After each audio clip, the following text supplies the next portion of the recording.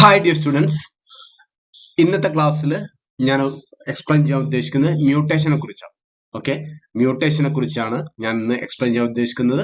അതിൽ നമ്മൾ types of mutation പറയും, അതുപോലെ തന്നെ ജീൻ മ്യൂട്ടേഷന്റെ ഡിഫറെന്റ് ക്ലാസിഫിക്കേഷൻ പറയും, അതുപോലെ തന്നെ നമ്മൾ എന്താണ് മ്യൂട്ടേജൻസ് പറയും, അതുപോലെ ഡിഫറെന്റ് ടൈപ്സ് ഓഫ് മ്യൂട്ടേജൻസ് ഏതൊക്കെയാണ് ഡിസ്കസ് ചെയ്യും, അതുപോലെ തന്നെ കെമിക്കൽ മ്യൂട്ടേജൻസിനെ പറ്റി പറയും, അതുപോലെ തന്നെ ഫിസിക്കൽ മ്യൂട്ടേജൻസിനെ പറ്റി പറയും.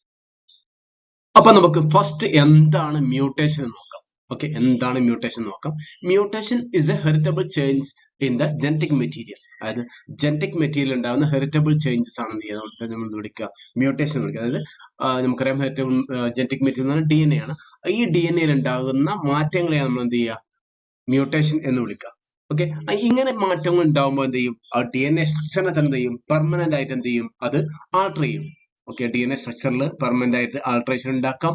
അതുപോലെ എന്ത് ചെയ്യാം, ചിലപ്പോൾ എന്ത് ചെയ്യാം, അത് ഡ്യൂറിങ് സെൽ ഡിവിഷൻ എന്ത് ചെയ്യാം, അടുത്ത സെല്ലിലേക്ക് എന്ത് ചെയ്യാം, അത് പാസ് ചെയ്യാം. അതുപോലെ തന്നെ എന്താണ്, ചിലപ്പോൾ എന്ത് ചെയ്യാം, ഒരു ജനറേഷനിൽ അടുത്ത ജനറേഷനിലേക്ക് എന്ത് ചെയ്യാം, ഈ മ്യൂട്ടേഷൻ ട്രാൻസ്ഫർ ചെയ്യപ്പെടാം. ഓക്കെ, അപ്പം ഈ മ്യൂട്ടേഷനെ രണ്ടായിട്ട് കാറ്റഗറൈസ് മ്യൂട്ടേഷന് രണ്ടായിട്ട് കാറ്റഗറൈസ് ഉണ്ട്. ഒന്ന് സൊമാറ്റിക് മ്യൂട്ടേഷൻ ഉണ്ട്, രണ്ട് ജേം ലൈൻ മ്യൂട്ടേഷൻ ഉണ്ട്. ഓക്കെ, അത് ഫസ്റ്റ് നമുക്ക് സൊമാറ്റിക് മ്യൂട്ടേഷൻ എന്ന് നോക്കാം. സൊമാറ്റിക് മ്യൂട്ടേഷൻ എന്ന് പറഞ്ഞാൽ അത് സൊമാറ്റിക് ടിഷ്യൂസിൽ ഉണ്ടാവുന്ന മ്യൂട്ടേഷൻ എന്ത് ചെയ്യും, നമ്മൾ വിളിക്കുന്നത് സൊമാറ്റിക് മ്യൂട്ടേഷൻ എന്ന് വിളിക്കുക.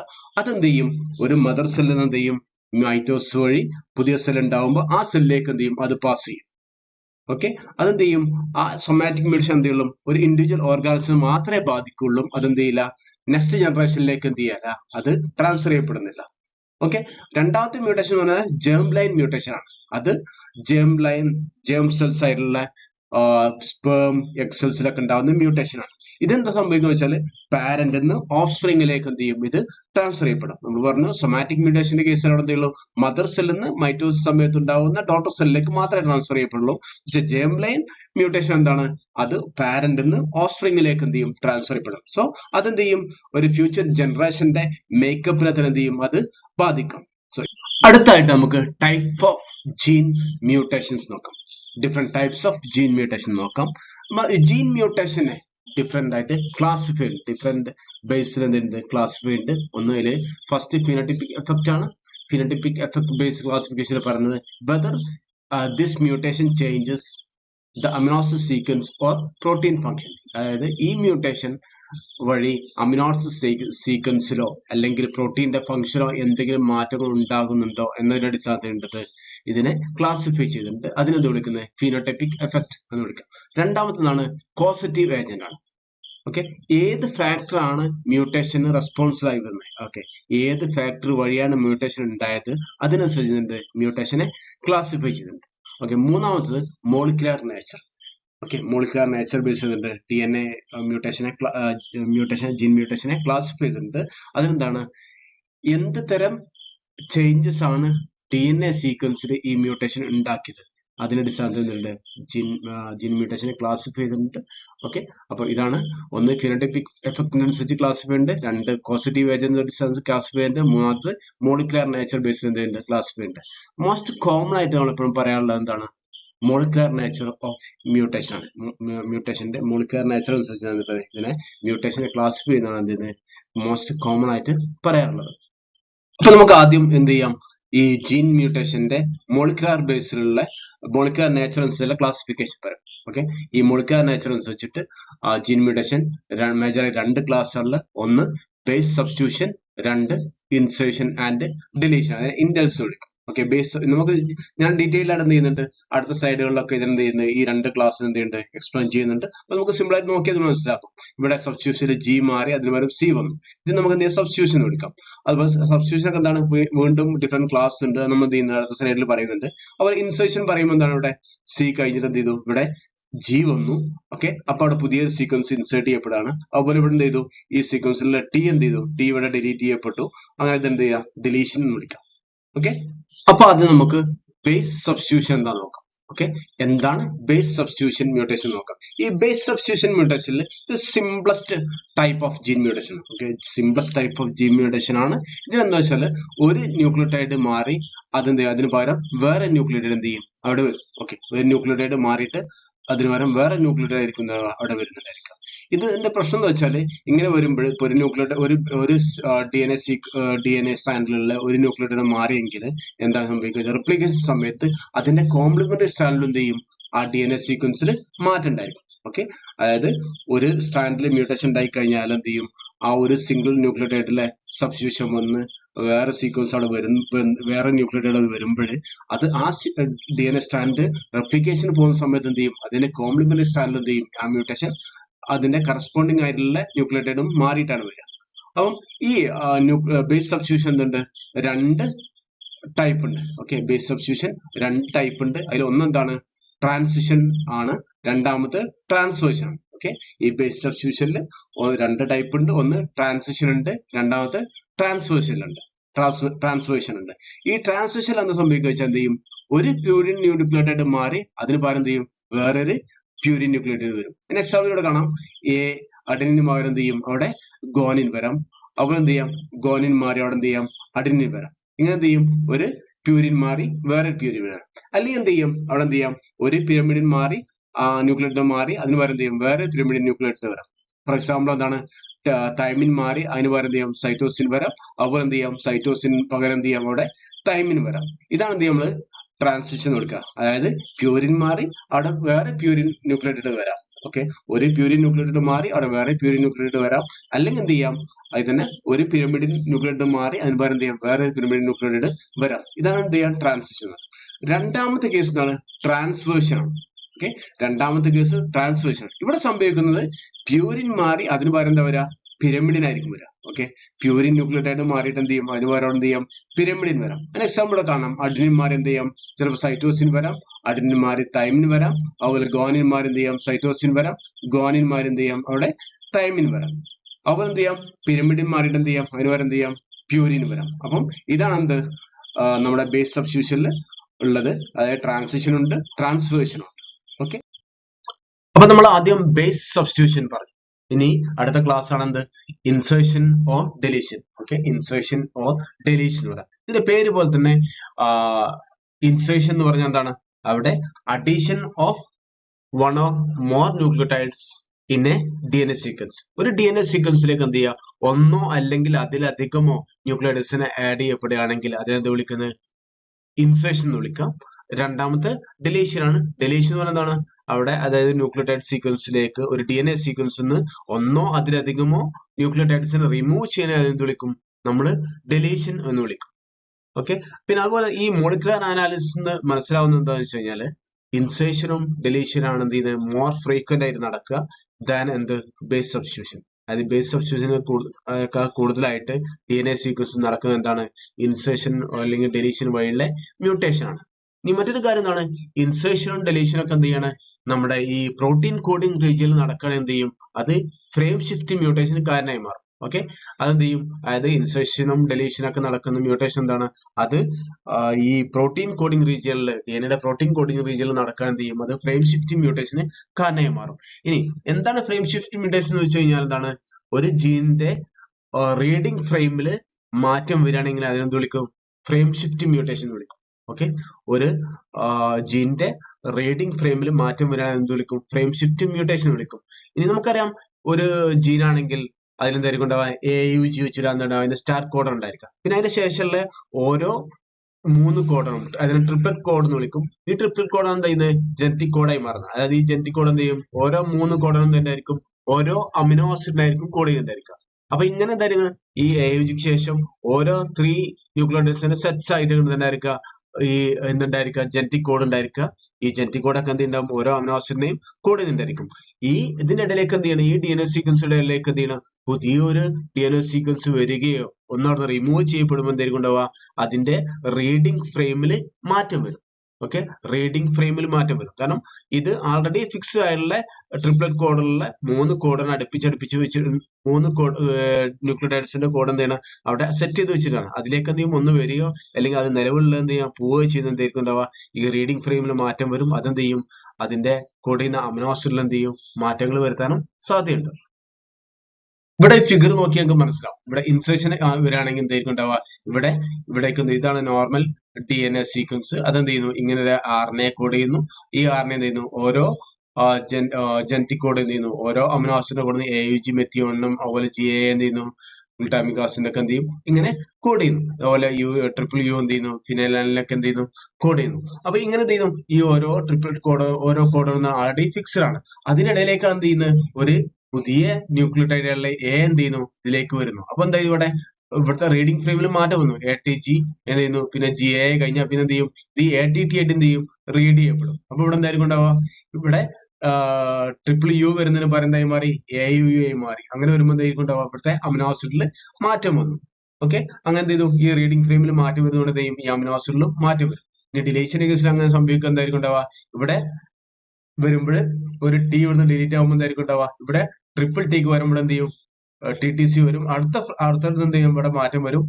നേരെ CCG വരുന്നതിന് പകരം എന്ത് ചെയ്യും, ഇവിടെ CGG ആയി വരും. അപ്പം ഇവിടെ എന്താണ്, പ്രോലിന് പകരം എന്ത് ചെയ്യുന്നു, ഇവിടെ ആർജിനായിട്ട് എന്ത് ചെയ്യുന്നു, അമിനോ ആസിഡ് മാറുന്നു. അപ്പൊ ഇതാണ് എന്ത് ചെയ്യാം, ഇൻസേർഷനും ഡെലീഷനും വരെ. അപ്പം ഇൻസേർഷനും ഡെലീഷനും നടക്കുന്നത് ഒരു പ്രോട്ടീൻ കോഡിംഗ് റീജിയൻ ആണ് എന്ത് ഉണ്ടാവുക, അവിടെ ഫ്രെയിം ഷിഫ്റ്റിൽ മ്യൂട്ടേഷൻ വരും. അതായത് ഈ ജീനിന്റെ റീഡിംഗ് ഫ്രെയിമിൽ മാറ്റം വരും. അതിനെന്ത് വിളിക്കുന്നത്, ഫ്രെയിം ഷിഫ്റ്റ് മ്യൂട്ടേഷൻ വിളിക്കാം.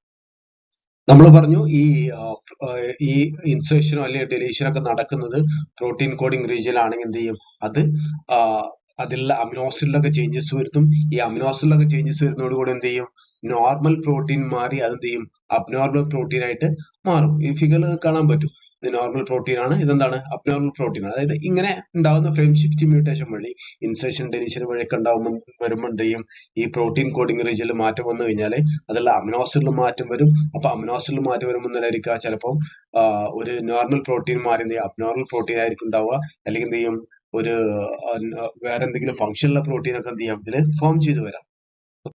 നമ്മൾ നേരത്തെ ജീൻ മ്യൂട്ടേഷന്റെ ക്ലാസിഫിക്കേഷൻ പറഞ്ഞ സമയത്ത് നമ്മൾ പറഞ്ഞിരുന്നു, മ്യൂട്ടേഷന്റെ കോസസ് അനുസരിച്ചിട്ട് മ്യൂട്ടേഷനെ ക്ലാസിഫൈ ചെയ്തിട്ട് പറയും.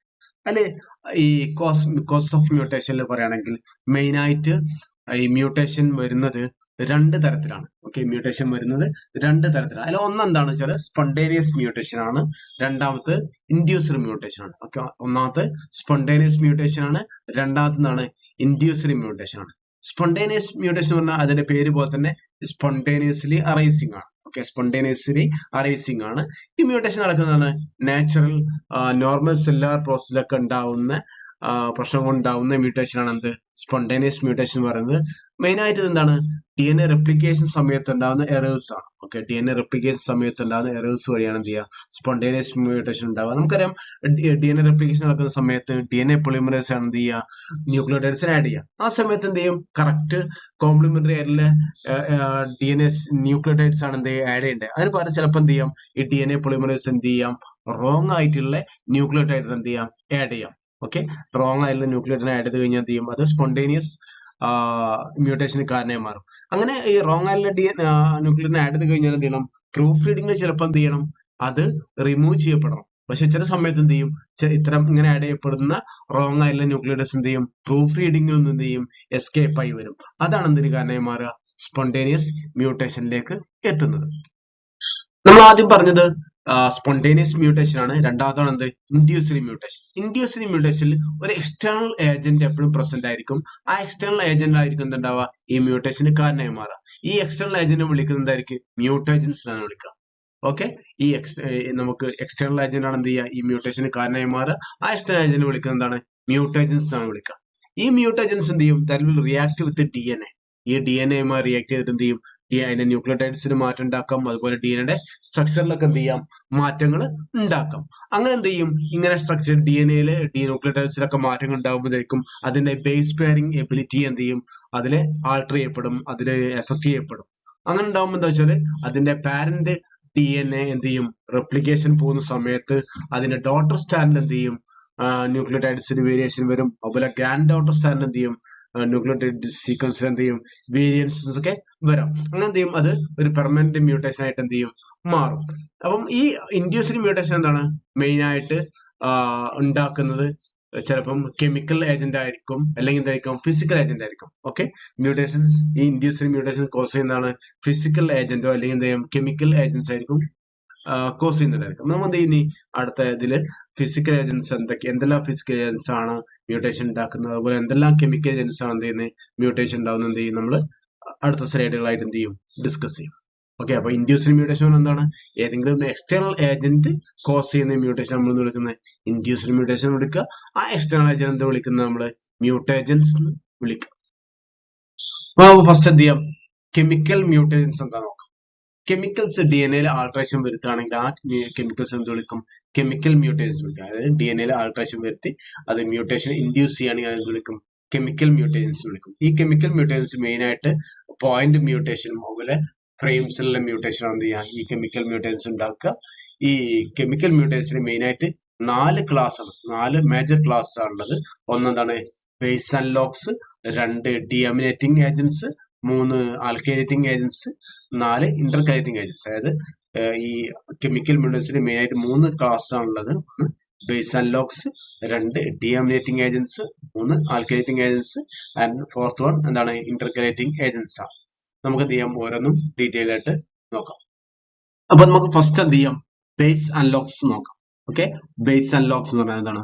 അത് analogs of purine or pyrimidine ആയിരിക്കും. ഓക്കെ, പ്യൂരിന്റെ അല്ലെങ്കിൽ പിരമിഡിൻ ആയിരിക്കും അനലോഗ്സ് ആയിരിക്കും. അനലോഗ്സ് എന്താണ്? They closely resemble normal DNA base. അതായത് നോർമൽ DNA ബേസ് പോലെ ഉണ്ടായിരിക്കുക. അപ്പൊ എന്തായിരിക്കും ഉണ്ടാവുക? അവര് ഈ ബേസ് അനലോഗ്സ് എന്ത് ചെയ്യും? DNA റെപ്ലിക്കേഷൻ സമയത്ത് എന്ത് ചെയ്യും? ഇതിലേക്ക് DNAയിലേക്ക് ഇൻകോപ്പറേറ്റ് ചെയ്യാണ് ചെയ്യുക. അങ്ങനെ ഈ ബേസ് അനലോഗ്സ് വന്നു കഴിഞ്ഞാൽ പ്രശ്നം എന്ന് വെച്ചാൽ എന്ത് ചെയ്യും? അത് ഇൻകറക്റ്റ് ആയിട്ട് എന്ത് ചെയ്യും? പെയർ ചെയ്യപ്പെടും. ഓക്കെ, ഇൻകറക്റ്റ് ആയിട്ട് എന്ത് ചെയ്യും? പെയർ ചെയ്യപ്പെടും. അതെന്ത് ചെയ്യും? പോയിന്റ് മ്യൂട്ടേഷന് കാരണമായി മാറുകയും ചെയ്യും. അതിന് എക്സാമ്പിൾ ആണെന്ത്? 5-ബ്രോമോ യുറാസിൽ എന്താണ്? ഒരു ബേസ് അനലോഗ് ആണ്. തൈമിന്റെ ബേസ് അനലോഗ് ആണ് എന്ത്? ഈ 5-ബ്രോമോ യുറാസിൽ. നോർമൽ കേസ് എന്ത് ചെയ്യണം? തൈമിന് എന്തുമായിട്ടാണ് എന്ത് ചെയ്യുന്നത്? പെയർ ചെയ്യേണ്ടത്? അഡെനുമായിട്ടാണ് എന്ത് പെയർ ചെയ്യേണ്ടത്. ഈ 5-ബ്രോമോ യുറാസിലിന്റെ കീറ്റോ ഫോം എന്ത് ചെയ്യും? അത് അഡെനുമായിട്ട് എന്ത് ചെയ്യും? പെയർ ചെയ്യും. പക്ഷെ ഇതിന്റെ ഈനോൾ ഫോം, 5-ബ്രോമോ യുറാസിലിന്റെ ഈനോൾ ഫോം എന്ത് ചെയ്യും? അത് പെയർ ചെയ്യുന്ന എന്തുമായിട്ടായിരിക്കും? ഗോനിനുമായിട്ടാണ് പെയർ ചെയ്യുക. സോ അവിടെ എന്താണ്? ശരിക്ക് ആ തൈമിന്റെ അവിടെ അത് ശരിക്കും അഡെനുമായിട്ടാണ് തന്നെ പെയർ ചെയ്യേണ്ടത്. അതിന് പകരം എന്ത് ചെയ്യും? അവിടെ 5-ബ്രോമോ യുറാസിൽ കയറി കഴിഞ്ഞാൽ അതെന്ത് ചെയ്യും? അവിടെ അതെന്ത് ചെയ്യും? ഗോനിനുമായിട്ടാണ് എന്ത് ചെയ്യുക? ഈനോൾ ഫോം എന്ത് ചെയ്യുക? പെയർ ചെയ്യുക. അപ്പൊ അങ്ങനെ എന്ത് ചെയ്യും? അവിടെ ട്രാൻസിഷൻ മ്യൂട്ടേഷന് കാരണമായി മാറും. ഓക്കെ, അങ്ങനെ ഈ അബ്നോർമൽ പെയറിംഗ് എന്ത് ചെയ്യും? ട്രാൻസിഷൻ മ്യൂട്ടേഷന് കാരണമായി മാറും. അപ്പം 5-ബ്രോമോ യുറാസിൽ എന്താണ്? തൈമിന്റെ അനലോഗ് ആണ്. അത് 2 ഫോമിൽ ഉണ്ടാവാറുണ്ട്. അതിൽ കീറ്റോ ഫോമിൽ ഉണ്ടാവും. അതെന്ത് ചെയ്യും? കീറ്റോ ഫോം എന്ത് ചെയ്യും? അഡെനുമായിട്ടാണ് എന്ത് ചെയ്യുക? പെയർ ചെയ്യുക. പക്ഷെ ഈനോൾ ഫോം എന്താണ്? ഗോനിനുമായിട്ടാണ് എന്ത് ചെയ്യുക? പെയർ ചെയ്യുക. അപ്പൊ അങ്ങനെ വരുമ്പോൾ എന്ത് ചെയ്യും? അബ്നോർമൽ പെയറിംഗ് വരും. അതെന്ത് ചെയ്യും? ട്രാൻസിഷൻ മ്യൂട്ടേഷന് കാരണമായി മാറും. പിന്നെ രണ്ടാമത്തെ എക്സാമ്പിൾ ആണെന്ത്? 2-അമിനോപ്യൂരിൻ. ഓക്കെ, 2-അമിനോപ്യൂരിൻ എന്ന് പറഞ്ഞതാണ് ഒരു is a analog of adenine. അഡിനിന്റെ എന്താണ്? അനലോഗ് ആണ്. അതിലെന്തുണ്ട്? 2 ഫോം ഉണ്ട്. അമിനോ ഫോം ഉണ്ട്, ഇമ്യൂനോ ഫോം ഉണ്ട്. ഈ അമിനോ ഫോം എന്ത് ചെയ്യും? നോർമലായിട്ട് പെയർ ചെയ്യുന്നത് തൈമിനായിട്ടായിരിക്കും. പക്ഷെ അതിന് ഇമ്യൂനോ ഫോം പെയർ ചെയ്യുന്നത് എന്തായിരിക്കും ഉണ്ടാവുക? സൈറ്റോസിനുമായിട്ട് എന്ത് ചെയ്യുക? പെയർ ചെയ്യാം. ഓക്കെ, സൈറ്റോസിനുമായിട്ട് എന്ത് ചെയ്യുക? പെയർ ചെയ്യുക. അപ്പൊ എന്ത് ചെയ്യും? അവിടെ ടിയുമായിട്ട് ബൈൻഡ് ചെയ്യുന്ന പകരം പെയർ ഫോം ചെയ്യുന്ന പകരം അവിടെ എന്ത് ചെയ്യും? പെയർ ചെയ്യുന്നത് സൈറ്റോസിനുമായിട്ട് എന്ത് ചെയ്യുക? പെയർ ചെയ്യുക. അപ്പം അവിടെ എന്ത് ചെയ്യും? അത് ട്രാൻസിഷൻ മ്യൂട്ടേഷന് കാരണമായി മാറും. ഓക്കെ, DNA റെപ്ലിക്കേഷൻ സമയത്ത് എന്ത് ചെയ്യും? അവിടെ പെയറിംഗ് നടക്കുന്നത് എന്തായിരിക്കും ഉണ്ടാവുക? തൈമിനുമായിട്ട് പെയർ ചെയ്യുന്നതിന് പകരം എന്ത് ചെയ്യും? സൈറ്റോസിനുമായിട്ട് എന്ത് ചെയ്യും? പെയർ ചെയ്യപ്പെടും. അപ്പം ഇതാണ് എന്ത്? Base analogues. ബേസ് അനലോഗ്സ് എന്നാൽ DNA ബേസിനെ പോലെ തന്നെ റിസംബിൾ ആയിട്ടുള്ള മോളിക്യൂൾസ് ആയിരിക്കും. അതിന് എക്സാമ്പിൾ ആണ് എന്ത്? 5-ബ്രോമോ യുറാസിൽ അത് അനലോഗ് ഓഫ് തൈമിനാണ്. അതുപോലെ 2-അമിനോപ്യൂരിൻ ആണ് അനലോഗ് ഓഫ് അഡിനിൻ ആണ്. ഓക്കെ, കെമിക്കൽ മ്യൂട്ടേഷൻസിലെ രണ്ടാമത്തെ ഗ്രൂപ്പാണ് ഡീഅമിനേറ്റിംഗ് ഏജന്റ്സ്. ഡീഅമിനേറ്റിംഗ് ഏജന്റ്സ് DNA ബേസിൽ എന്ത് ചെയ്യും? അമിനോ ഗ്രൂപ്പിനെ റിമൂവ് ചെയ്യും. ഓക്കെ, DNA ബേസിൽ നിന്ന് അമിനോ ഗ്രൂപ്പിനെ റിമൂവ് ചെയ്യണം എന്ത് ചെയ്യുക? ഡീഅമിനേറ്റിംഗ് ഏജന്റ്സ് ചെയ്യുക. അങ്ങനെ വരുമ്പോൾ എന്ത് ചെയ്യും? ഈ ഡീഅമിനേറ്റിംഗ് ഏജന്റ്സ് ഈ അമിനോ ഗ്രൂപ്പിനെ റിമൂവ് ചെയ്യുമ്പോൾ ആ ബേസ് എന്ത് ചെയ്യും? അബ്നോർമൽ ആയിട്ടുള്ള ബേസ് പെയറിംഗിലേക്ക് എന്ത് ചെയ്യും? അത് പോകും. എക്സാമ്പിൾ ഇങ്ങനെ ഡീഅമിനേറ്റിംഗ് ഏജന്റ്സ് എക്സാമ്പിൾ ആണ് എന്ത്? നൈട്രസ് ആസിഡ്, അതുപോലെ തന്നെ സോഡിയം ബൈസൾഫേറ്റ്. ഇതൊക്കെ എന്താണ്? ഈ ഡീഅമിനേറ്റിംഗ് ഏജന്റ്സിന് എക്സാമ്പിൾ ആണ്. ഇനി ഡീഅമിനേഷൻ വരുന്നതോടുകൂടി ഇപ്പൊ നോക്കാം, നമ്മള് അഡിനിൽ എന്താണ്? ഡീഅമിനേഷൻ വരുമ്പോൾ എന്ത് ചെയ്യും? അത് ഹൈപ്പോസാന്തി എന്നുള്ള ഒരു കോമ്പൗണ്ടായിട്ട് മാറും. ഈ ഹൈപ്പോസാന്തിനാകുമ്പോൾ എന്താണ്? സാധാരണ അഡിൻ എന്ത് ചെയ്യണം? തൈമിനുമായിട്ടാണ് എന്ത് ചെയ്യേണ്ടത്? പെയർ ചെയ്യേണ്ടത്. അപ്പൊ ഡീഅമിനേറ്റിംഗ് ഏജന്റ് അഡിനിലെ അമിനോ ഗ്രൂപ്പിനെ ഒഴിവാക്കുമ്പോൾ ഹൈപ്പോസാന്തിനായിട്ട് മാറും. ഈ ഹൈപ്പോസാന്തിന് എന്ത് ചെയ്യുക? പെയർ ചെയ്യുന്നത് സൈറ്റോസിനുമായിട്ടായിരിക്കും. ഓക്കെ, അഡിനും ബൈൻഡേഴ്സ് ആകുമ്പോൾ എന്താണ്? തൈമിനുമായിട്ടാണ്. പക്ഷെ എന്ത് ചെയ്യുന്നു? ഇവിടെ സംഭവിക്കുന്നത് വെച്ചാൽ സൈറ്റോസിനുമായിട്ട് എന്ത് ചെയ്യും? പെയറിംഗ് നടത്തും. അതുപോലെ സൈറ്റോസിൽ എന്ത് ചെയ്യും? ഡീഅമിനേഷൻ വരുമ്പോൾ എന്ത് ചെയ്യും? അത് യുറാസിലായിട്ട് കൺവേർട്ട് ചെയ്യപ്പെടും. അതെന്ത് ചെയ്യും? അഡിനുമായിട്ട് എന്ത് ചെയ്യും? പെയർ ചെയ്യും. സാധാരണ സൈറ്റോസിൻ എന്ത് ചെയ്യണം? ഗോണിനുമായിട്ടാണ് പെയർ ചെയ്യേണ്ടത്. അതിന് പകരം എന്ത് ചെയ്യത്? അഡെനിനുമായിട്ട് എന്ത് ചെയ്യും അവിടെ പെയർ ചെയ്യപ്പെടും. അങ്ങനെ എന്ത് ചെയ്യും മ്യൂട്ടേഷൻ ഉണ്ടാവും. ഇതാണ് ഡീഅമിനേറ്റിംഗ് ഏജന്റ്സ്. കെമിക്കൽ മ്യൂട്ടേജൻസിലെ അടുത്ത ക്ലാസ് ആണ് എന്ത് ഇന്റർകലേറ്റിംഗ് ഏജന്റ്സ് ആണ്.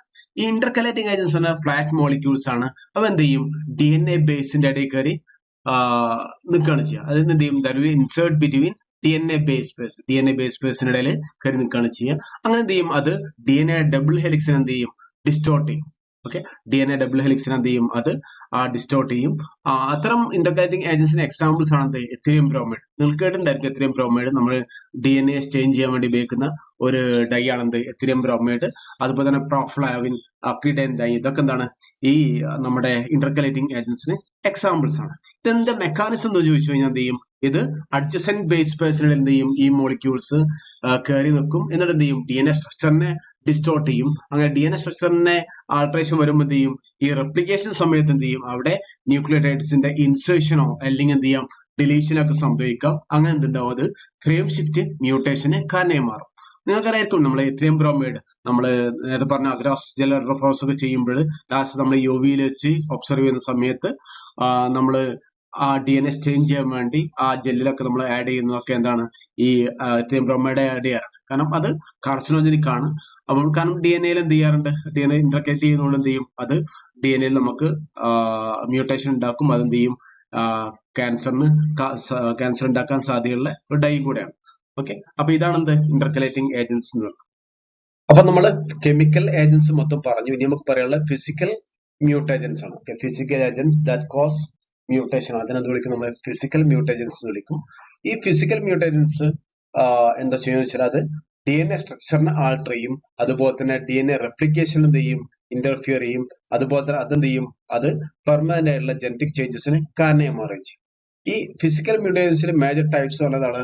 ഒന്ന് അൾട്രാ വയലറ്റ് UV റേസ്, അതെന്ത് ചെയ്യും അൾട്രാ വയലറ്റ് റേഡിയേഷൻ എന്ത് ചെയ്യും അത് നോൺ അയണൈസിംഗ് റേഡിയേഷൻ ആണ്. അതെന്ത് ചെയ്യും ഈ ഫിസിക്കൽ മ്യൂട്ടേജൻസിന് എക്സാമ്പിൾ ആണ്. അതുപോലെ തന്നെ അയണൈസിംഗ് റേഡിയേഷൻസ് ഉണ്ട്. അതുപോലെ എന്താണ് ഹീറ്റ്. ഈ മൂന്ന് മേജർ ടൈപ്സ് ആണെന്നുള്ള ഫിസിക്കൽ മ്യൂട്ടേജൻസ് ഉള്ളത്. ഒന്ന് UV, അതുപോലെ രണ്ടാമത്തത് അയണൈസിംഗ് റേഡിയേഷൻ, മൂന്ന് ഹീറ്റ്. നമുക്ക് എന്ത് ചെയ്യാം UV-യുടെയും അതുപോലെ തന്നെ അയണൈസിംഗ് റേഡിയേഷന്റെയും ഹീറ്റിന്റെ ഒക്കെ എന്ത് ചെയ്യും എഫക്ട് എങ്ങനെയാണെന്ന് നമുക്ക് എന്ത് ചെയ്യാം അടുത്ത സ്ലൈഡുകളിൽ നോക്കാം. ഈ ഫിസിക്കൽ മ്യൂട്ടേഷൻസിലെ ഫസ്റ്റ് ആണെന്ത് അൾട്രാ വയലറ്റ് റേഡിയേഷൻ. അതെന്താണ് നോൺ അയണൈസിംഗ് റേഡിയേഷൻ ആണ്. അപ്പൊ എന്താ വെച്ചാൽ സാധാരണ DNA എന്ത് ചെയ്യും ഒരു 260 നാനോമീറ്ററിലുള്ള UV റേഡിയേഷൻ എന്ത് ചെയ്യും ഈ DNA ബേസ് എന്ത് ചെയ്യും DNA എന്ത് ചെയ്യും സ്ട്രോങ് ആയിട്ട് എന്ത് ചെയ്യും അബ്സോർബ് ചെയ്യപ്പെടും. ഓക്കെ, അങ്ങനെ DNA ബേസിലേക്ക് DNA-യിലേക്ക് ഈ UV റേസ് എത്തുമ്പോൾ 260 നാനോമീറ്ററിലൊക്കെ ഉള്ള UV എത്തുമ്പോൾ എന്ത് ചെയ്യും അവിടെ അഡ്ജസന്റ് ആയിട്ടുള്ള പിരമിഡിയൻ ബേസ് ഉണ്ടായിരിക്കും. ഈ അഡ്ജസന്റ് ആയിട്ടുള്ള പിരമിഡ് ബേസ് എന്ത് ചെയ്യും ഡൈമറൈസേഷൻ നടത്തും.